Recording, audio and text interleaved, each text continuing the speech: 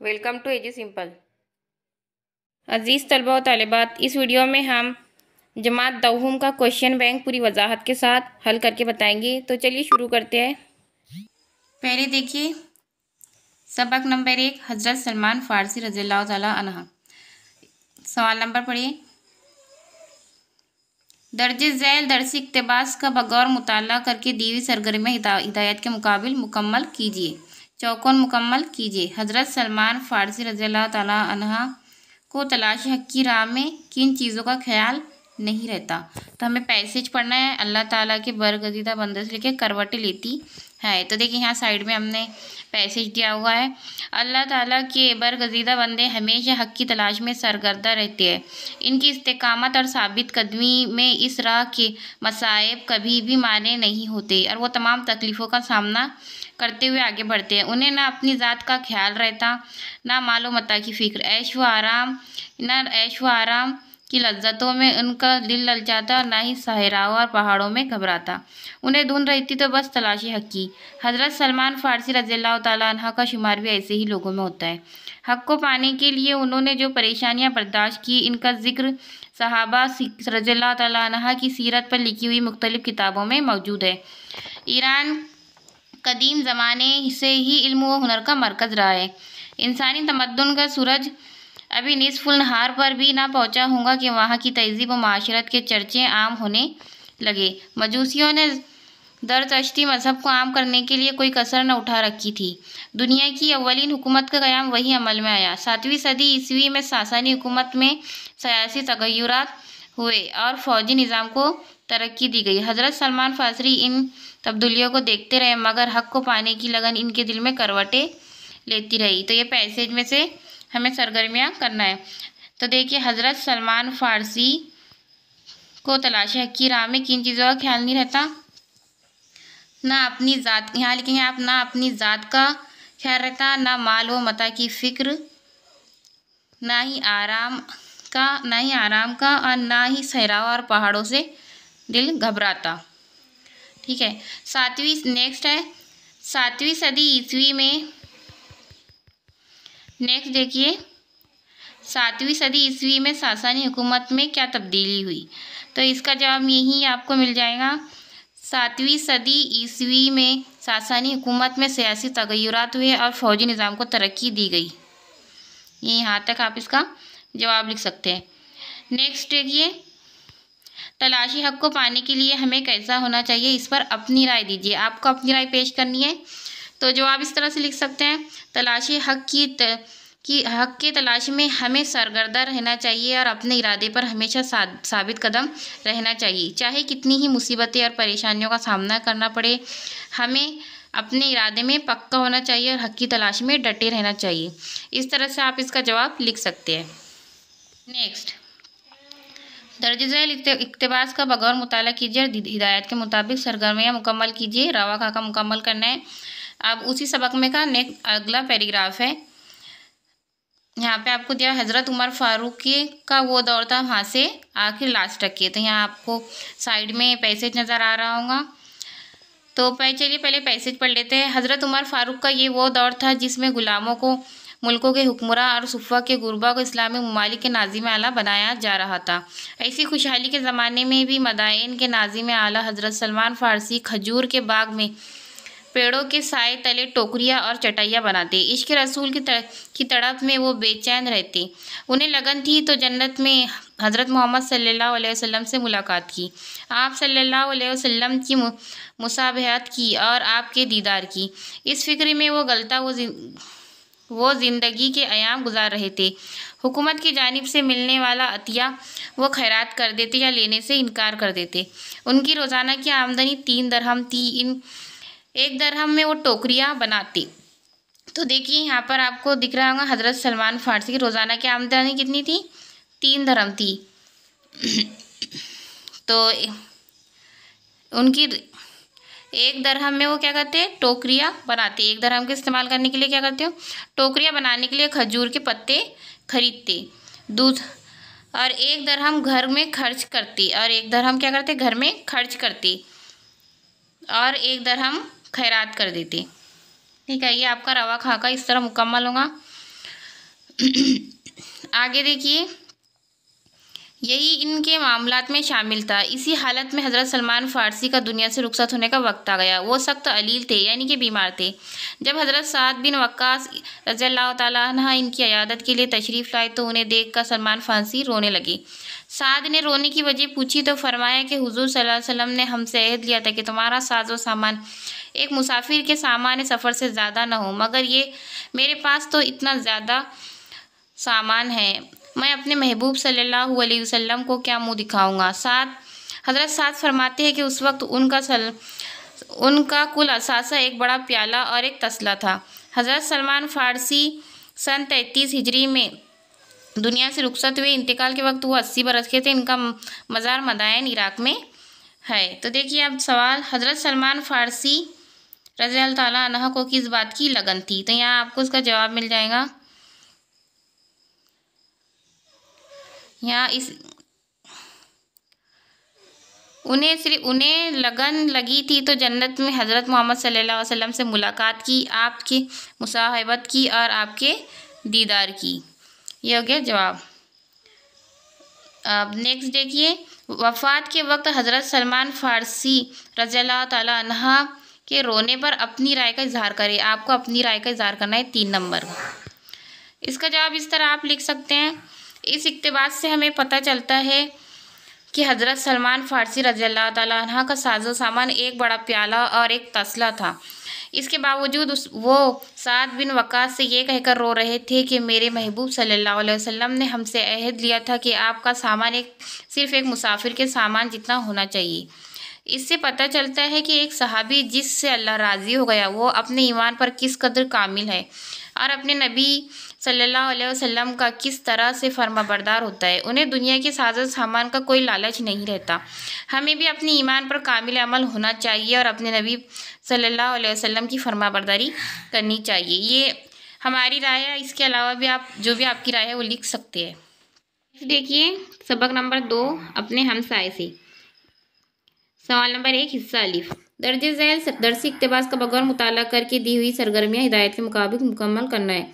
दरसी इक़्तिबास आपको आओ मियाँ से लेके अभी सगाई तक नहीं हुई है। यहाँ पर साइड में आपको पैसेज नज़र आ रहा है। तो पहले रवा खा का मुकम्मल करेंगे। लाफ़ज़नी मुसन्निफ़ की और मुसन्निफ़ के हमसाए की। तो पहले पैसेज पढ़ लेंगे। आओ मियाँ समझौता कर ले, आज तक हम एक दूसरे पर रौब जमाने के लिए ऐसी बातें और हरकतें कर रहे हैं जिन्हें फजूल ही नहीं मज़हे का खेस कहा जा सकता है। लेकिन सवाल यह है कि आखिर हम कब तक एक दूसरे को महज मरगूब करने के लिए और अपनी हैसियत से ज़्यादा खर्च करते रहेंगे या झूठ बोलकर अपनी आकीबियत ख़राब करते रहेंगे। क्यों ना हम इस हकीकत को तस्लीम कर ले कि हम दोनों में से कोई भी रईस या इब्ने रईस नहीं, बल्कि तुम एक मामूली ताजिर हो और मैं एक मामूली मुअल्लिम हूँ और दोनों पिछले 5 बरस से एक दूसरे को धोखा देने की बेकार कोशिश कर रहे हैं। चुनांचे अगर तुम कहते हो कि तुम्हारा भाई दिल्ली में मजिस्ट्रेट है तो मैं तुम्हें मतला करता हूँ कि मेरा भाई इलाहाबाद हाईकोर्ट का जज है। हालांकि ये हकीकत ये है कि तुम्हारा भाई एक मजिस्ट्रेट का चपरासी है और मेरा तो कोई भाई ही नहीं है, क्योंकि मैं अपने वालिदैन का इकलौता बेटा हूँ। 2 साल हुए तुमने कहा था मैं अपनी बीवी और बच्चों के साथ सेहत अफ़ज़ा मकाम गालिबन नैनीताल जा रहा हूँ और मैंने भी तुम्हें बताया कि मैं भी माँ अहलो अयाल ओटा कमंड जा रहा हूँ। लेकिन तुमने नैनीताल ना जाने का, ना तुम नैनीताल गए और ना मैं ओटा कमंड। तुमने वहाँ ना जाने का ये बहाना बताया कि तुम्हारी बीवी की तबीयत ख़राब हो गई है और डॉक्टर ने उससे घर पर आराम करने के लिए कहा है। मैंने ओटा कमंड ना जाने की ये वजह बताई कि मेरे साले की शादी है और मुझे इसका इंतज़ाम करना है। लुफ्त ये है कि मुझे मालूम था तुम्हारी बीवी भली चंगी है और तुम्हें पता था कि मेरे साले की शादी तो क्या अभी सगाई तक नहीं हुई है। तो देखिए हमने पैसेज पढ़ लिया अच्छी तरह से। अब हमें करना है चौकोन मुकम्मल करना है। मुसन्निफ़ की लाफ़ज़नी और मुसन्निफ़ की हमसाए की। तो मुसन्निफ़ क्या कहता है कि मेरा भाई इलाहाबाद हाईकोर्ट का जज है, जबकि हमसाया कहता है कि मेरा भाई दिल्ली में मजिस्ट्रेट है। मुसन्निफ़ क्या कहता है, मुसन्निफ़ ने क्या कहा था कि मैं अपने बीवी बच्चों के साथ ओटा कमंड जा रहा हूँ और हमसाया ने कहा था कि अपने बीवी बच्चों के साथ नैनीताल जा रहा है। नेक्स्ट देखिए मुसन्निफ़ अपने हमसाये से किस हकीकत को तस्लीम करने के लिए कह रहा है। तो देखिए इसका जवाब इसी पैसेज में है। क्यों ना हम इस हकीकत को तस्लीम कर ले कि हम दोनों में से कोई भी रईस या इब्ने रईस नहीं है, बल्कि तुम एक मामूली ताजिर और मैं एक मामूली मौलिम। दोनों पिछले 5 साल से एक दूसरे को धोखा देने की बेकार कोशिश कर रहे हैं। ये उसका जवाब हो जाएगा। नेक्स्ट है, लोगों का शेखी बगाना सही है या गलत, इस पर अपना ख्याल पेश कीजिए। यानी आपको अपना इजहार ख्याल करना है 3 नंबर के लिए। तो इसका जवाब इस तरह से लिख सकते हैं, हमारे ख्याल से कोई इंसान जैसा भी हो और कैसे भी हैसियत का हो, अपनी असलियत को कबूल करना चाहिए। सिर्फ लोगों को धोखा देने के चक्कर में और दूसरों पर रौब जमाने के लिए शेखी नहीं बगाना चाहिए, क्योंकि झूठ बोलने से और दूसरों पर रौब जमाने से इंसान खुद अपने आप को धोखा देता है। इसलिए लोगों का शेखी बगाना गलत है और धोखा देना भी गलत है। इसमें आप आपके दिल से और ऐड कर सकते हैं। नेक्स्ट उसी सबक में से क्वेश्चन दिए हुए हैं और आपको अब इस बार पैसेज अलग है। तो उधर सेम आपको वही एक्टिविटी करनी है। फिर पैसेज पढ़ के, तो पहले पैसेज पढ़ लेते हैं। एक दिन तुम्हारी बीवी और मेरी बीवी इस मौजू पर बहस कर रही थी कि सोते वक्त तुम ज़्यादा ज़ोर से खर्राटे लेते हो या मैं। तुम्हारी बीवी कह रही थी कि जब खर्राटे लेते हैं तो उनकी खर्राटों की आवाज़ एक फरलांग से सुनी जा सकती है। तो मेरी बीवी ने उसे बताया कि हमारे साहब जब खर्राटे लेते हैं तो उनकी खर्राटों की आवाज़ सिविल अस्पताल में सुनाई देती है। कई बार डॉक्टर हमारे यहाँ ये पूछने के लिए आते हैं कि सब खैरियत तो है। हमारी बीवियों को देखा देखी हमारे बच्चे भी लाभजनी की आदत का शिकार हो गए हैं। अगर तुम्हारा बच्चा कहता है कि हर रोज़ हमें 2 रुपये जेब खर्च के लिए मिलते हैं, तो मेरा बच्चा मजाक उड़ाते हुए कहता है कि सिर्फ 2 रुपये, हमें तो हर रोज़ 5 रुपये मिलते हैं। अगर तुम्हारा बड़ा लड़का कहता है मेरे बाप ने एक दफ़ा मिट्टी का तेल ब्लैक मार्केट में फ़रोख्त करके 7,000 रुपये कमाए थे, तो मेरा लड़का इस बात से बाजी ले जाने की नीयत से उसे बताता है कि मेरे डैडी ने एक मरतबा स्कूल के फंड से 10,000 रुपये उड़ा लिए थे। तो देखिए, मुसन्निफ़ की खर्राटों की आवाज़ सिविल अस्पताल तक सुनाई देती है और हमसाये की खर्राटों की आवाज़ एक फरलांग से सुनी जा सकती है। मुसन्निफ़ के बच्चों को जेब खर्च कितना है? 5 रुपये, जबकि हमसाये के बच्चों का 2 रुपये। मुसन्निफ़ के घर पर सिविल अस्पताल के डॉक्टर आने की वजह बताइए। तो देखिए, इसका जवाब यही है कि मुसन्निफ़ के बीवी के मुताबिक आप लिखेंगे, मुसन्निफ़ के बीवी के मुताबिक मुसन्निफ़ के खर्राटे की आवाज़ जो है कि सिविल अस्पताल में सुनाई देती है। कई बार डॉक्टर उनके यहाँ ये पूछने के लिए आते हैं कि सब खैरियत तो है। और नेक्स्ट है, लाभजनी की आदत का शिकार हमारे बच्चे भी लाभजनी की आदत का शिकार हो गए। इस जुमले पर अपना इजहार ख्याल पेश कीजिए। इसका जवाब हम इस तरह से लिख सकते हैं, हम सब जानते हैं कि बच्चों पर घर वालों की बातों का कितना गहरा असर पड़ता है, क्योंकि मुसन्निफ़ और उसके हमसाये एक दूसरे को नीचा दिखाने के लिए, एक दूसरे पर रौब जमाने के लिए लाभजनी करते रहते हैं। तो इनके घर के बच्चे भी बड़ों का देखकर एक दूसरे को नीचा दिखाने के लिए लाभजनी का शिकार हो गए हैं। हमसाये का बच्चा कहता है कि हमें जेब खर्च के लिए 2 रुपये मिलते हैं, तो मुसन्निफ़ का बच्चा कहता है कि हमें 5 रुपये मिलते हैं, जो कि बहुत ही गलत बात है। इससे इनके मुस्तकबिल पर बहुत गहरा असर पड़ता है और बच्चे झूठ बोलने का भी शिकार बन जाते हैं। नेक्स्ट देखिए, दर्जे झैल नज़्म इक़्तिबास का बगैर मुताला करके दी हुई सरगर्मियाँ मुकम्मल कीजिए। हमद है ये, जिसके शायर है रशीद अफरोज़। तो पहले हमद का पैसेज पढ़ लेते हैं। रहे गुज़र कोई हो, मंजिल का तकाजा तू है, दिल ने जिसे वक्त जहाँ दिल से पुकारा तू है, चश्मे बीना को बसीरत, दिले मगजू को यकी, डूबती आस को तिनके का सहारा तू है, अपने महवर पे है गर्दिश में अगर शम्स व कमर, जिसके कब्ज़े में है अंजाम ज़माना तू है, चाँद सूरज तेरे औसाफ बयां करते हैं, हम फ़क्त नूर का परतू है, सराफा तू है, रात और दिन है पुरे हुए मोती की तरह, ज़ुल्मत शब में नए दिन का वसीला तू है। तो अब देखिए, हमें पहले ये चौकोन मुकम्मल करना है, तो शुरू करते हैं। अपने महवर पे अगर गर्दिश में अगर शम्स व कमर, चांद सूरज तेरे औसाफ बयां करते हैं, रात और दिन है पुरेवे हुए मोती की तरह, और जुल्मत शब में नए दिन का वसीला तू है। उसी तरह देखिए नेक्स्ट, नज़्म सना से तज़ाद का शेर नकल कीजिए और मुतज़ाद अल्फाज को खतकशिया कीजिए। तो ये देखिए है रात और दिन है पुरवे हुए मोती की तरह, जुल्मत शब में नए दिन का वसीला तू है। इसमें रात और दिन, शब और दिन ये उलट अल्फाज हैं और इसको आपको लिखना है। नेक्स्ट है साइंस की रोशनी में इन मिसरों की वजाहत कीजिए। अपने महवर पे है में है अगर शम्स व कमर, गर्दिश में अगर शम्स व कमर, और रात और दिन है पूरे हुए मोती की तरह। तो इसका देखिए हमने साइड में आंसर दिया है।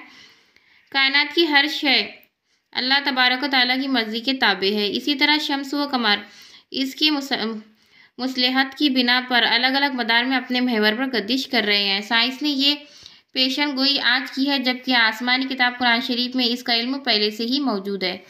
नेक्स्ट देखिए रात और दिन है पूरे हुए मोती की तरह। साइंस की वजाहत के मुताबिक जब ज़मीन अपने महवर पर एक चक्कर मुकम्मल करती है तो उसे 24 घंटे का वक्फा दरकार होता है और उसी से रात और दिन वकूफ़ पजीर होते हैं। जबकि कुरान शरीफ में ये इस बात का खुलासा अल्लाह ताला ने कुछ इस तरह किया है कि ना दिन रात से पहले आ सकता है, ना रात दिन से पहले आ सकती है। नेक्स्ट इसी का आगे का पैसेज दिया हुआ है, वो ये बिल्कुल उसी तरह से सरगर्मियाँ करनी है आपको। पहले हम पैसेज पढ़ लेंगे। सुबह सादिक की सफ़ेदी तेरे अजमत के निशान, सजदा करता है जिसे शब का अंधेरा तू है। तुझसे बढ़कर कोई शफकत नहीं करने वाला, तेरा हमसर है ना सानी है कोई, यकता तू है। तू जिसे चाहे उसे तख्त दे ताराज करे, मुल्क तेरा है हुकूमत तेरी है आका तू है। सैकड़ों बार हुआ यूँ मुझे ठोकर भी लगी, मैं जो गिरने से हूँ महफूज सहारा तू है। जब मदद के लिए मौजूद कहीं कोई न था, दिल ने उम्मीद जगाई मेरे मौला तू है। खुद को देखूँ तो दिखाई नहीं देता कुछ भी, तुझको सोचूं तो हर शय में समाया तू है। तो देखिए चौकोन मुकम्मल करेंगे। सुबह सादिक की सफ़ेदी तेरी अजमत के निशा, सजदा करता है जिसे शब का अंधेरा तू है। तुझसे बढ़कर कोई शफकत नहीं करने वाला, तेरा हमसर न सानियता यकता तू है। अब नेक्स्ट, नज़्म शायर ने अल्लाह की किन सिफ़ात का जिक्र किया है।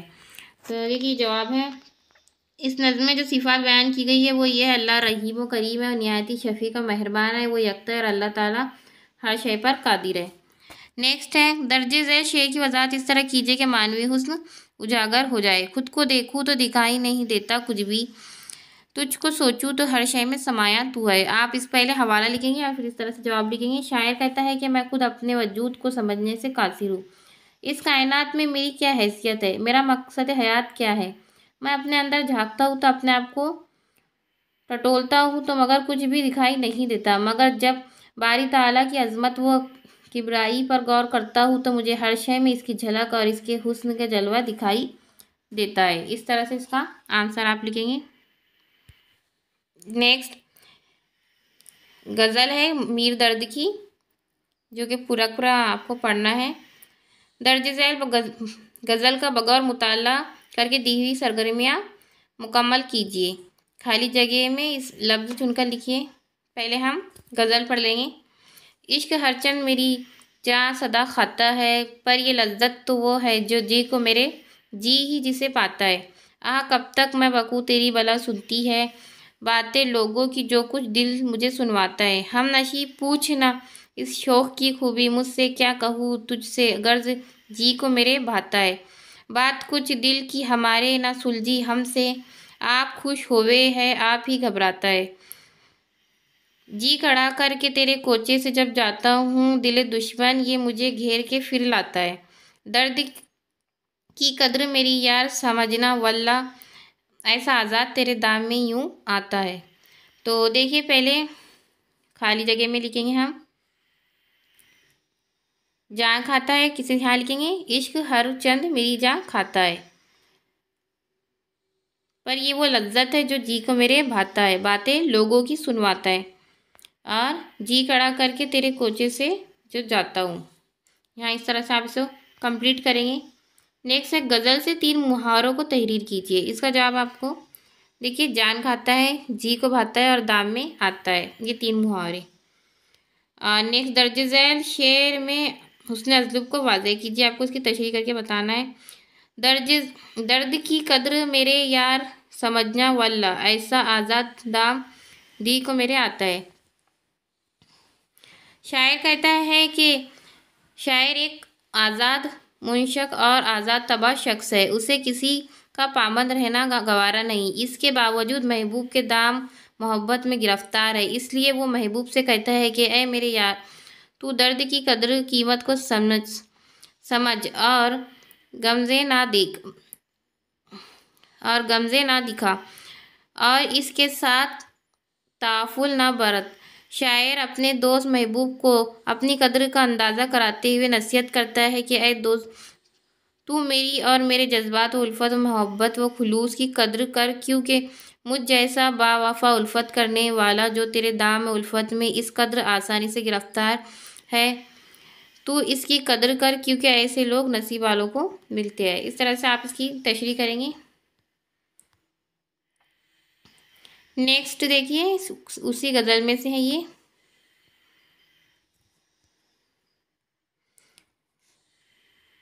अब इसका आप जोड़ियाँ लगाएंगे। यहाँ पे अलिफ और बे के तहत दिए हुए लफ्ज़ों की जोड़ियाँ लगाइए।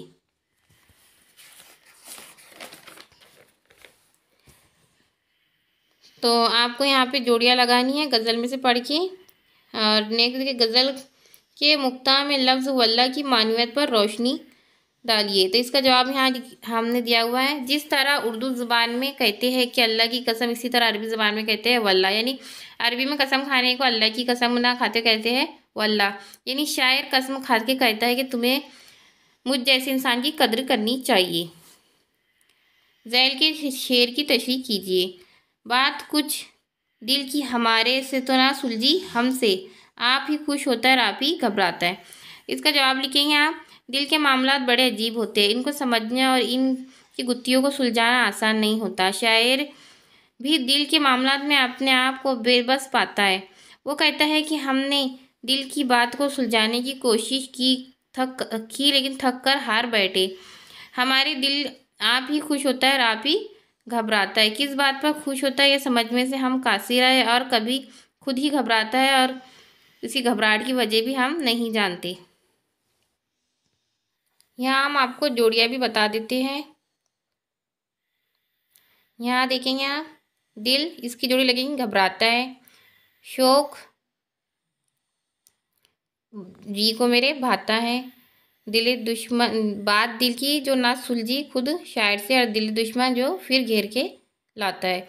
तो यहाँ ये इस तरह से आप इसकी जोड़ियाँ लगा देना। नेक्स्ट होता है आपका कवायद, हिस्सा अलीफ, जुमलों की पहचान। ज़ैल के जुमलों में मुफरद, मुरक्कब और मखलूत जुमले पहचानिए। कोई दो ही करने होते हैं, लेकिन जितने भी आपको दिए हुए हम सब बताएंगे। पहला है अल किस्से दिल बादशाह, हकीकत आगा भूत बे दिल हुआ। इसका जवाब, ये एक बात हुई तो इसका जवाब होगा मुफरद जुमला। वो किसी सलाह व सताइश के तलबगार न थे। हसरत मोहानी की बात हो रही है कि वो किसी सलाह या सताइश के तलबगार ना थे, तो इसमें सिंपल सी एक बात बताई जा रही है, तो ये भी मुफरद जुमला होगा। जब एक शख्स लुकमा मुरत्तिब कर लेता तो पहले अपने करीबी साथियों को पेश करता। तो देखिए कि जुमला जो है एक इनकम्प्लीट सा लगता है, तो इसे कहेंगे हम मखलूत जुमला। आगे देखिए, एक दरहम में वो टोकरियाँ बनाने के लिए खजूर के पत्ते खरीदते, और एक दरहम हम घर में खर्च करते, और एक दरहम खैरात कर देते। तो देखिए तीन जुमले, और तीनों भी जुमले अपनी जगह पर मुकम्मल है, तो इसलिए इसका जवाब होगा मुरक्कब जुमला।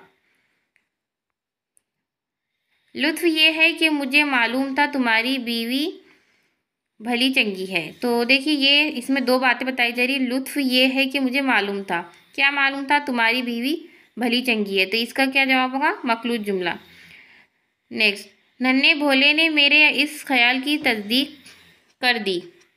तो ये इसमें सिर्फ एक बात बताई जा रही है, तो ये क्या हुआ? मुफर्रद जुमला। परवीन के लबों पर मुस्कुराहट थी और इसकी पलकें भीगी हुई थी।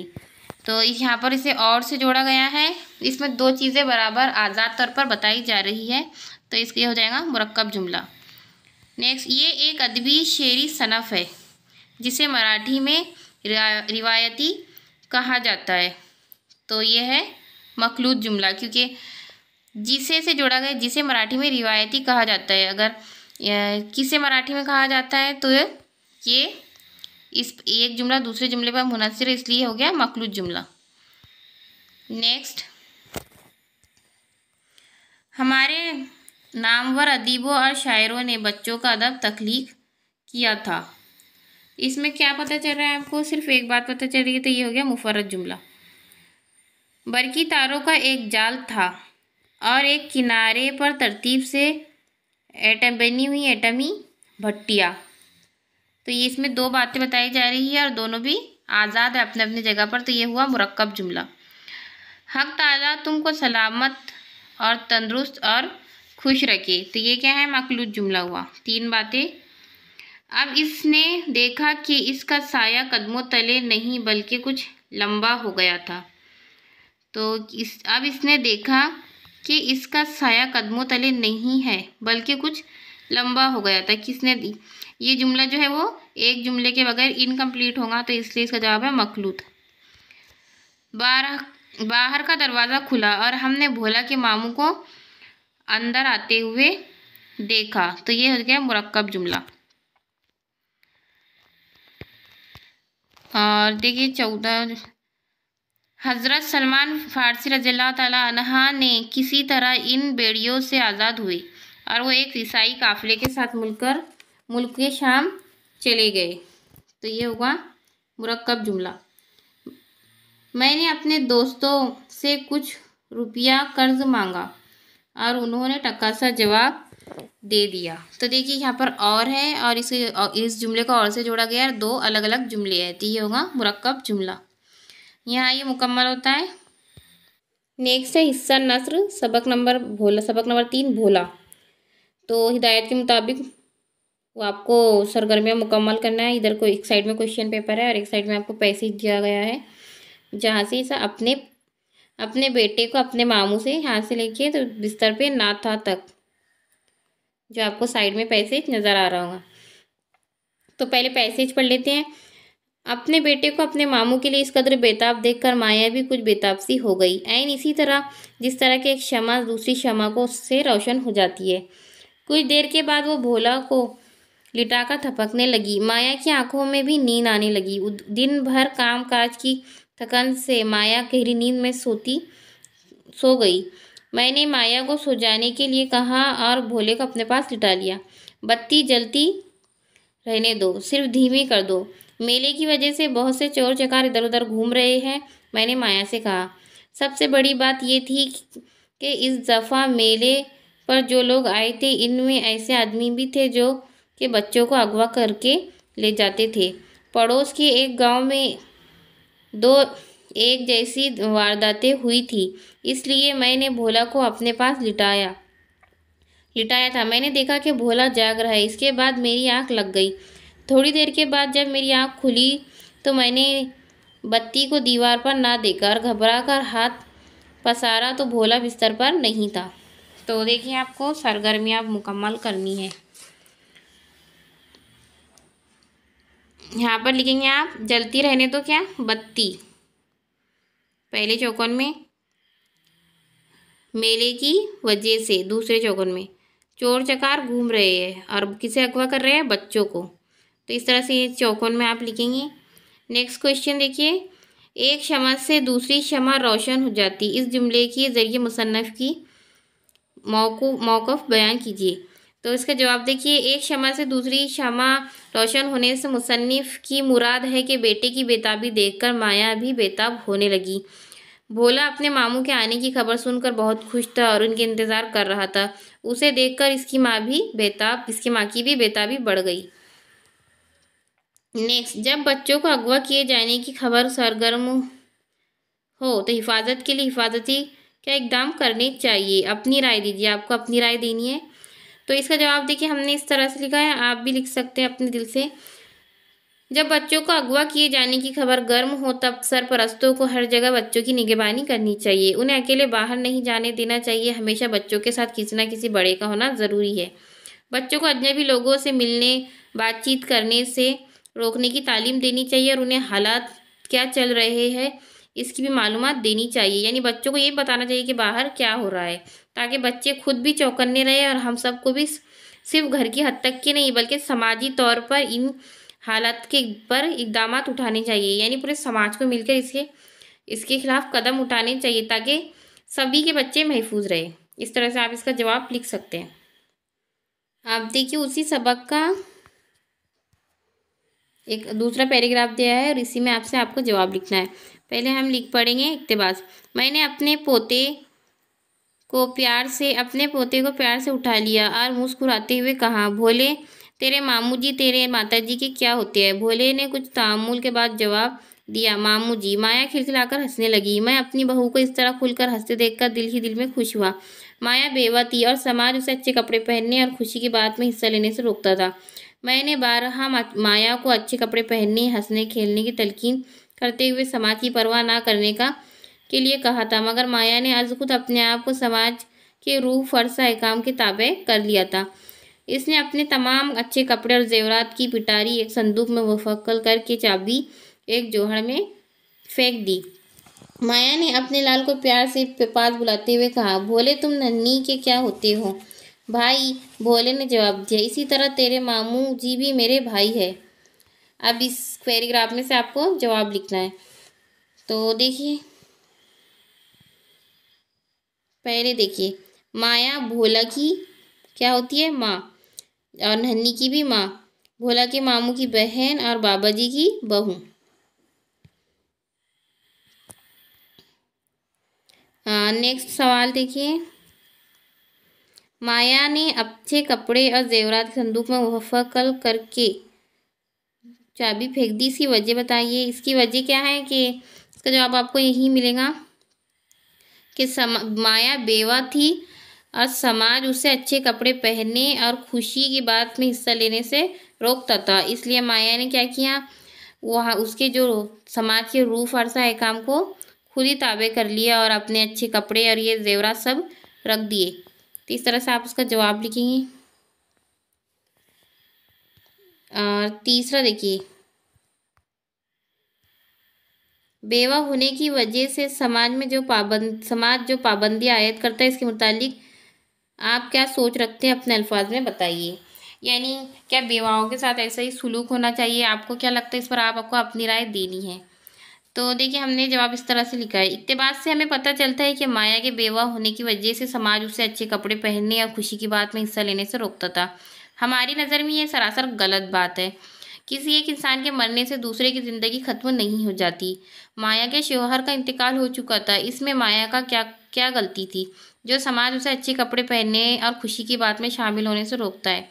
पुराने ज़माने में औरतों के साथ इसी तरह नाइंसाफ़ी होती थी। माया को भी अपनी ज़िंदगी खुशी से जीने और अच्छे कपड़े पहनने का पूरा हक मिलना चाहिए। इस तरह से, और आपको अगर इसमें ऐड करना था, आप अपने दिल से कर सकते हैं।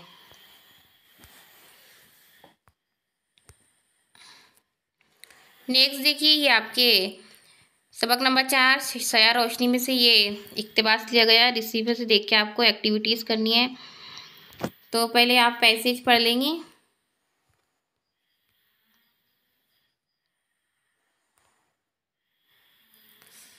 तैयारा अपने आहंगी परों को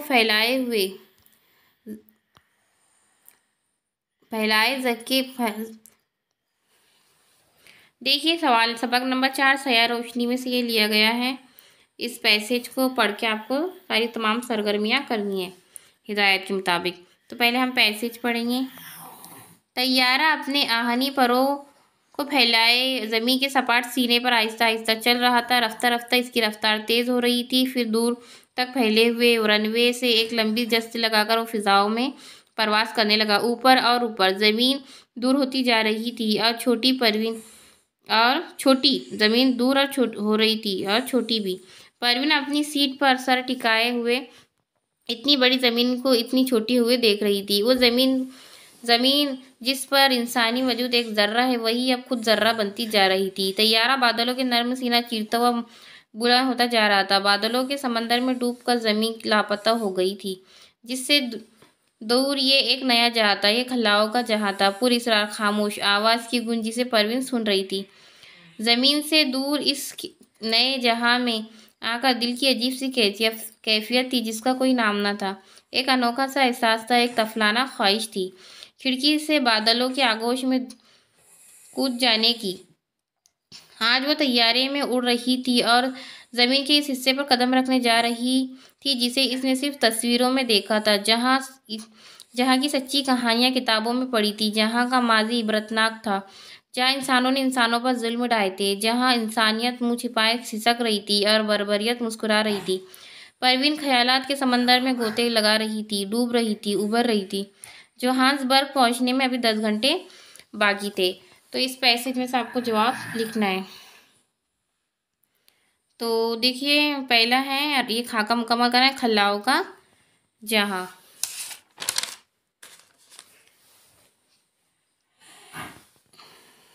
तो यहाँ पे आप लिखेंगे बादलों के समंदर में डूबकर ज़मीन कैसे हो गई थी, लापता हो गई थी, और पुरअसरार खामोश आवाज़ें गूंज रही थी, और एक अनोखा सा क्या था, एहसास था। नेक्स्ट, परवीन शेर ने मुसन्निफा जोहान्सबर्ग का तज़किरा किन अल्फाज में किया है। इसमें बताया, मुसन्निफा ने क्या बताया है जोहान्सबर्ग के बारे में कि यहाँ का जो माजी था ये कैसा था, इबरतनाक था। यहाँ इंसानों ने इंसानों पर जुल्म ढाए थे, यहाँ इंसानियत मुँह छिपाए सिसक रही थी और बर्बरियत मुस्कुरा रही थी। इस तरह से इन्होंने इसका बारे में बताया है। नेक्स्ट है, तैयारी की उड़ान भरने के मंजर को अपने अल्फाज में बयान कीजिए। तो इस तरह से इसका आंसर लिखेंगे। तैयारी ने उड़ान भरना शुरू की। पहले वो रनवे पर आहिस्ता आहिस्ता चल रहा था, बाद में इसकी रफ्तार में इजाफा हुआ और वो खुद रनवे से फिजाओं में प्रवास करने लगा। जैसे जैसे तैयारा आसमान की तरफ बढ़ रहा था, ज़मीन दूर होती जा रही थी।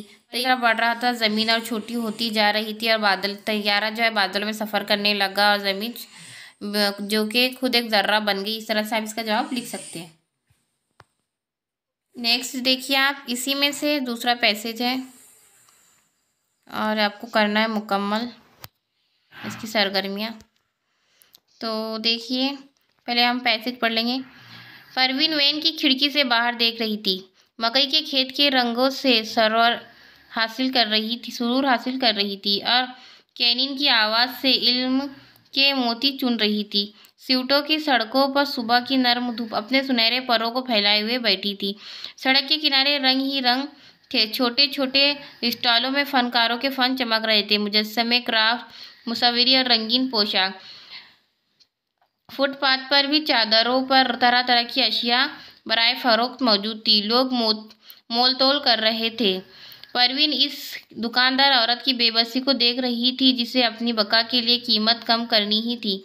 वैन का ड्राइवर यूपा था। इसने वैन सीटों के एक मफलूकुल हाल इलाके में रोक दी थी। सब सैयाह बाहर निकलकर कैनिन के पीछे पीछे चल रहे थे। गर्द व गुबार में डूबी हुई कच्ची सड़कें, तंग गलियां, बदसूरत छोटे छोटे घर, कहीं कहीं घड़ों में जमा हुआ पानी, नंगे पांव बोसीदा कपड़ों में खेलते हुए बच्चे, घर के दरवाज़ों पर बैठे चाय पीते हुए गपशप में मसरूफ़ लोग जिन्हें ज़िंदगी की दौड़ से कोई मतलब न था। मकानों के सामने तारों के जंग आलूद बाड़ा और हर घर पर टीन की छत। ये इलाका जोहान्सबर्ग से 20 मील दूर था। इसे स्यूटो कहते हैं। अपार्थाइड के दौरान कालों को इसी जगह भेज दिया गया था। स्यूटो का माहौल और कच्चे रास्ते, गलियों से उड़ती हुई गर्द जर्रे कह रहे थे कि किस तरह वो मुल्क दर्द का गहवारा था। गली के धूल परवीन की कदमों से लिपट रही थी और वो सोच रही थी कि सयाहत सिर्फ जमालियाती ज़ौक़ की तस्कीन नहीं, खुरदुरी बदसूरती की आगाही का आगाही भी है। तो देखिए, अब यहाँ से आपको इसमें से देखिए जवाब लिखना है इसी पैसेज से। तो पहले देखिए, पहले हम करेंगे सुबह की नर्म धूप अपने पैरों को, यहाँ लिखेंगे अपने पैरों को फैलाए हुए थी। फनकारों के फन मुजस्समे और क्राफ्ट, तरह तरह की अशिया बराए फरोख्त थी। लोग क्या कर रहे थे? मोल तोल कर रहे थे। इक्तिबास से वो जुमला तलाश करके लिखिए जिससे ये जाहिर होता है कि हर सिक्के के दो पहलू हैं। तो देखिए जो लास्ट वाला जुमला है, परवीन सोच रही थी कि सयाहत सिर्फ जमालियाती ज़ौक़ की तस्कीन नहीं बल्कि खुरदुरी बदसूरती का भी इल्म है। यानी कि ये इसमें दोनों चीज़ें बताई गई है कि जमालियाती ज़ौक़ की तस्कीन और खुरदुरी बदसूरती। तो इस जुमले से पता चलता है कि हर सिक्के के दो पहलू है।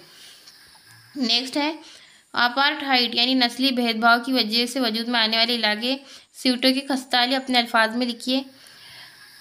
पैसेज पढ़कर आपको अपने अल्फाज में लिखना है। तो आंसर इस तरह लिखेंगे, अपार्थाइड के दौरान कालों को इस जगह भेज दिया गया था, उसे सीटों कहते हैं। ये इलाका बहुत मफलूकुल हाल था, गर्द व गुबार में डूबी हुई कच्ची सड़कें, तंग गलियां, बदरंग छोटे छोटे घर और कहीं कहीं घरों में जमा हुआ पानी, नंगे पांव बोसीदा कपड़ों में खेलते हुए बच्चे, घर के दरवाजों पर बैठे चाय पीते हुए गपशप में मसरूफ लोग जिन्हें ज़िंदगी की दौड़ से कोई मतलब नहीं, मकानों के सामने तारों के जंग आलूद बाड़ा और हर घर की छत टीन से बनी हुई थी। यहाँ के रास्ते, गलियों और लोगों की देखकर यहाँ के हालात का पता चलता है कि ये लोग कैसी ज़िंदगी गुजार रहे हैं। इस तरह से आप इसका जवाब लिख सकते हैं। बाग़ नखला का मुसाफिर सल्लल्लाहु अलैहि वसल्लम पर सलाम। तो देखिए ये है हमारी जो आपकी नज़्म नंबर 2 है नात, जो कि आप सल्लल्लाहु अलैहि वसल्लम की ताइफ के सफ़र पर मुश्तमिल है। उसमें एक छोटा सा पैसेज है, इसको पढ़कर सरगर्मियाँ मुकम्मल करनी है। वो अंधेरों में उजाले बांटने निकला तो मसमूम आंधिया इसके चिराग की शम्स आशा को बुझाने के लिए गर्दा हुई। मजनून व काहिन कहकर इसके इल्म रुबानी को, इसके वसवसों का रूप जाना। वो तो तशकीक व गुमान व वहम से आज़ाद था, लेकिन चहराहा तरफ मसमूम आंधिया वहम व गुमान के बीच बोते फिर रही थी। इस तरह से देखिए इसका जवाब आपको लिखना है।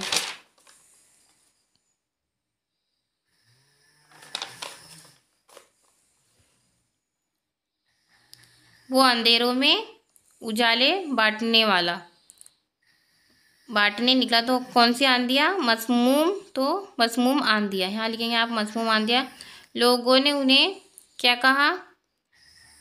मजनून व काहिन कहा, लेकिन वो जो थे वो तशकीश व गुमान से कैसे आज़ाद थे, वहम से आज़ाद थे। किसकी बात हो रही है? आप सल्लल्लाहु अलैहि वसल्लम की। मसमूम आंधियों के इरादे लिखिए। कोई दो इरादे आपको लिखना है। पहला, इस चिराग रोशन को बुझाना एक उनका इरादा था, और वो वहम की वो गुमान के बीच बोना। इस तरह से आपका आंसर लिख सकते हैं।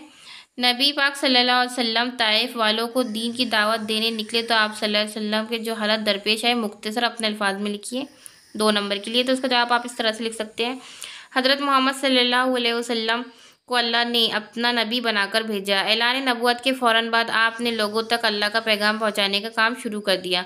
अपने रिश्तेदार, शहर वाले और फिर दीगर बस्तियों के लोगों को आप सल्लल्लाहु अलैहि वसल्लम ने इस्लाम की दावत दी। हुज़ूर सल्लल्लाहु अलैहि वसल्लम इस सिलसिले में ताइफ का सफ़र इख्तियार किया। वहाँ के लोगों और मुशरिकों ने आप सल्लल्लाहु अलैहि वसल्लम की मुखालिफत की और आवारा लड़कों को इनके पीछे लगा दिया, जिन्होंने पत्थर मारकर आपको लहूलुहान कर दिया। इस तरह से 2 नंबर का लिख सकते हैं आप। नेक्स्ट देखिए उसी का अगला हिस्सा है नज़म का, जो बे की आपको सरगर्मी मुकम्मल करनी है।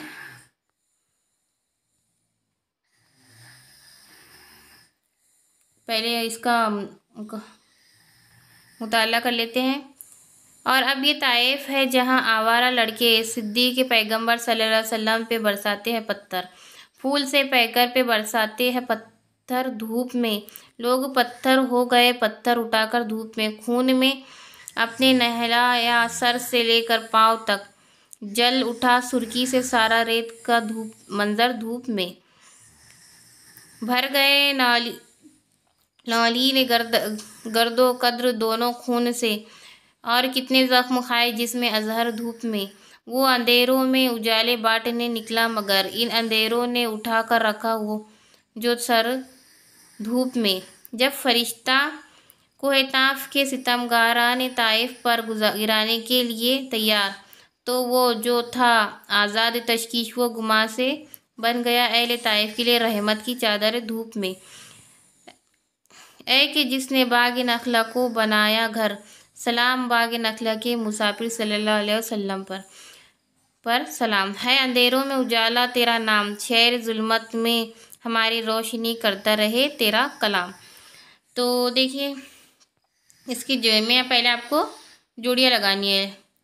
लोग कैसे हो गए, इसकी जोड़ियाँ हैं लोग पत्थर हो गए, जिसमें अजहर ने क्या खाए, जख्म खाए, खून की सुर्खी से जो सहरा जल उठा, और इसका जवाब है जगह खून से भर गए। नेक्स्ट है शायर ने इक़्तिबास के आखिरी शेर में क्या दुआ मांगी है, लिखिए। तो इसका जवाब आप लिखेंगे आखिरी शेर में शायर ने दुआ मांगी है कि आप सल्लल्लाहु अलैहि वसल्लम पर आखिरी शेर में शायर ने आप सल्लल्लाहु अलैहि वसल्लम पर दुरूद व सलाम भेजकर अल्लाह ताला से दुआ करता है कि बाग नखला के मुसाफिर तेरा कलाम, तेरे हदाइस व तालीमात अंधेरों में भी हमें हमेशा रोशनी दिखाते रहे। और देखिए नेक्स्ट है तशरीह कीजिए, आखिरी के बंद की तशरीह करनी है। तो इसका जवाब आप इस तरह से लिखेंगे, जब हुजूर सल्लल्लाहु अलैहि वसल्लम शहर से बाहर आकर एक बाग में आराम करने के लिए ठहरे, तब उस बाग का नाम क्या था, बाग नखला। तब उनके पास एक फरिश्ता आता है और कहता है कि ए नबी सल्लल्लाहु अलैहि वसल्लम, आप मुझे हुक्म दीजिए, जिन लोगों ने आप पर सल्लल्लाहु अलैहि वसल्लम पर जुल्म किए हैं, मैं उनके शहर पर ताइफ के पहाड़ को गिरा कर उनको नामो निशान मिटा दूंगा।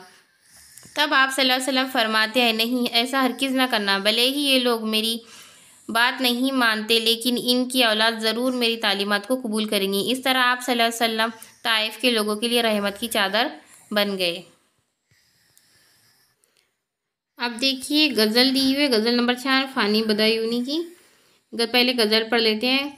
खल्क़ कहती है जिसे तेरे दिल तेरे दीवाने का, एक गोशा है ये दुनिया इसी वीराने का, एक मामा है समझने का ना समझाने का, ज़िंदगी काहे कोहे ख्वाब है दीवाने का, ज़िंदगी भी तो पेशमा है यहाँ लाकर मुझे, ढूंढती है कोई हेला मेरे मर जाने का। तुमने देखा है कभी घर को बदलते हुए रंग, आओ देखो ना तमाशा मेरे गम खाने का, दिल से पहुँची तो है आँखों में लहू की बूंदें, सिलसिला शीशे से मिलता तो है पैमाने का, हर नफ्स से उम्र गुज़िश्ता की है मैयत फ़ानी, ज़िंदगी नाम है मरमर के जिए जाने का। तो देखिए इस पर की जो सरगर्मियाँ हैं ये यहाँ पर देखिए, पहले आप लिखेंगे शायर का दिल गोशा है, ये दुनिया जो है वो शायर के दिल का एक गोशा ही है, एक मामा समझने ना समझाने का, शीशे से क्या मिलता है, सिलसिला, और यहाँ पे आएगा हर नफ्स को, जो आपने लास्ट शेर में लिखा हुआ है। दूसरा देखिए इक़्तिबास से वो शेर तलाश करके लिखिए जिससे पता चलता है कि ज़िंदगी खुद शायर को दुनिया में लाकर बेजार है। तो ये शेर ये रहा, ज़िंदगी भी तो पेशमा है यहाँ लाके मुझे, ढूंढती है कोई हेला मेरे मर जाने का, यानी ज़िंदगी मुझे यहाँ लाके परेशान है, कोई बहाना ढूंढती है मेरे मर जाने का। नेक्स्ट देखिए, जब इंसान कि अपने ही इसकी मुखालिफत पर उतर आते हैं तो इसके दिल पर क्या गुजरती है, अपने अल्फाज में लिखिए।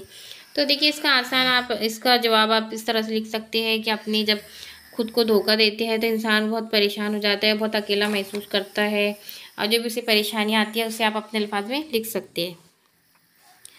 तीसरा देखिए,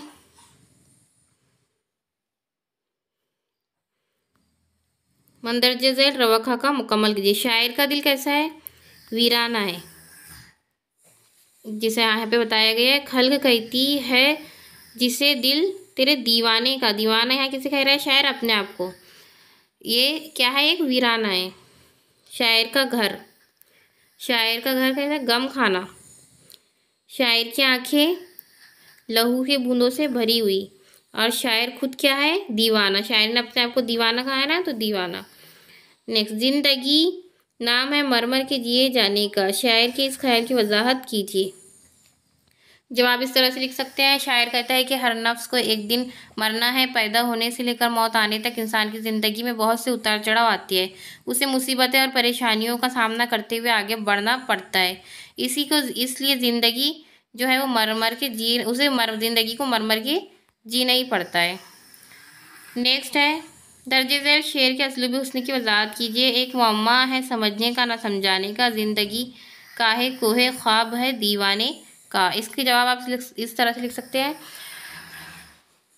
शायर ने ज़िंदगी को ख्वाब कहा है। ख्वाब जिसकी कोई हकीकत नहीं होती, और ख्वाब भी किसी एक अक्लमंद इंसान का नहीं बल्कि एक दीवाने इंसान का, एक ऐसे शख्स के ख्वाब की क्या भला क्या हकीकत हो सकती है जो को खुद दीवाना है और जो इंतहाई मुश्किल में फंसा हुआ है। और ये ज़िंदगी एक ऐसा मामला है जिसे खुद ना समझ सकते हैं, समझाया जा सकता है, ना उसे खुद समझा जा सकता है। इसके बाद देखिए ये हिस्सा कवायद है जो इंशाल्लाह हम नेक्स्ट वीडियो में कंटिन्यू करेंगे। वीडियो पसंद आया हो तो लाइक करें, शेयर करें और चैनल को सब्सक्राइब करें।